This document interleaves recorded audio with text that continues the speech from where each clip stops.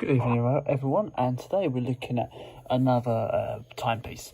So today's watch we are looking at the Vivienne Westwood, the Time Machine watch, also known as a Vivienne Westwood Sedum men's quartz watch.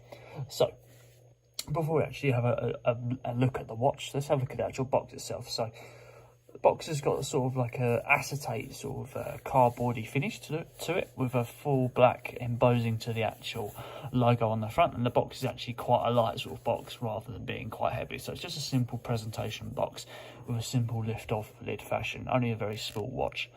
Inside the box, we've also got that similar sort of feeling with the cushion inside and the acetate look to it, with a decent quality cushion interior as well, with a manual tucked into the side. It's not often seen. Let's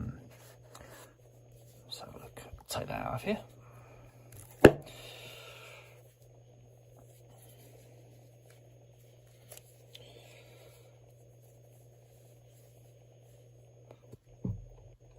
So here we are. This is the watch itself.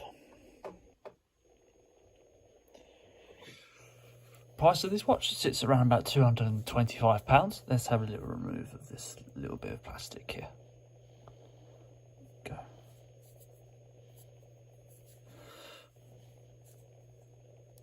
There we go. Try again. So price of this watch sits around about, as I said, around about £225. I believe you can get this on Amazon. You can get this on the try before you buy sort of scheme. Weight of the watch is a not very heavy watch. The specification says 357 grams, but it's not actually that heavy. I believe that's with the box as well. So, but the watch itself is only very light. It's probably under 100 grams at least. So starting at the face, we've got a sort of like an old-fashioned sort of look to it, with it's quite a futuristic sort of dial here. Got little dots in the actual dial itself. I'm going to angle this one away. Yeah, so there we go. You got little dots inside the actual face here, with little lines as well going across it. Sort of a nice little unique pattern there. Reminds me a bit of, say, like an old-fashioned Seiko Tiger Eye watch. I might do a review of that. I've got one but it doesn't work at the moment. I can show you the guys out sometime. But yeah, so we've got gold hands with yellow increments. Not often seen that. You usually see white increments and white luminous parts to the hands. A non-luminous second hand is also gold as well. It could be gold plated, but it's the gold colour, with a full gold Vivienne, sort of a goldish colour Vivienne Westwood colour to the logo as well, and white indentation to go around the side. Full gold luminous increments as well. So there's no chronograph to this, as you can see, so it's just a plain, simple, single style crown with no chronograph at all. Glass type, we're looking at mineral glass that's flat, as you can see. No sort of what's the word for it? No, I'm going to say round for now. I've forgotten the name for it. Case diameter. So the case diameter is similar to that of an actual Submariner, so it's around about 40 millimeters in diameter. Case thickness is around about 10 millimeters. It actually says 10 centimeters on the specification, but that's definitely not 10 centimeters.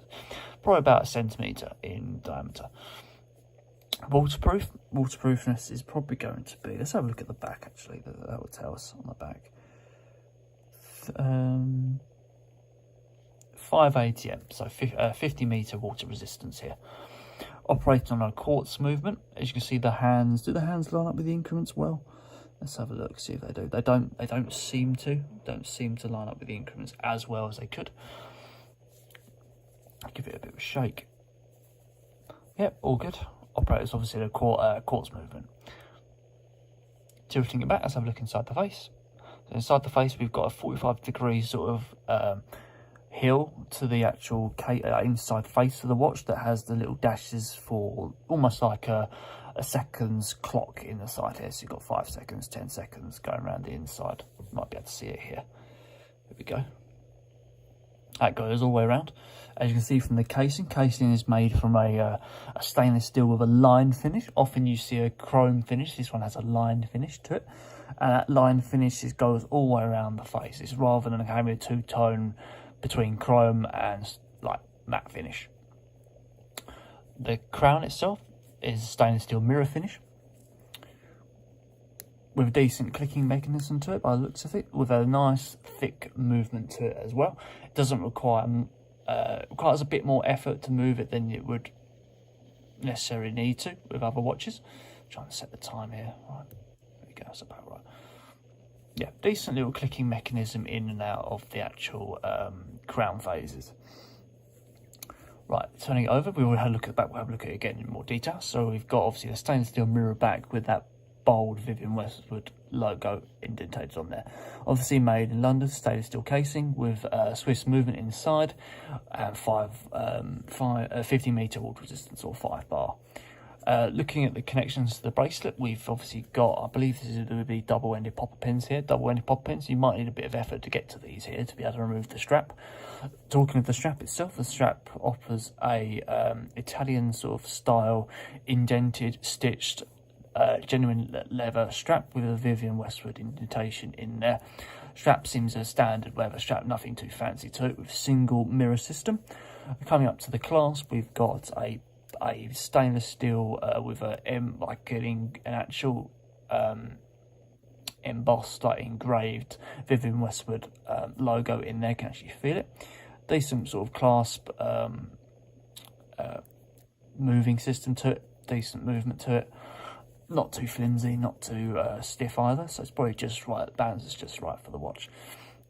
Fully stainless steel with mirror effect and a brushed effect inside here. So let's put this on. Let's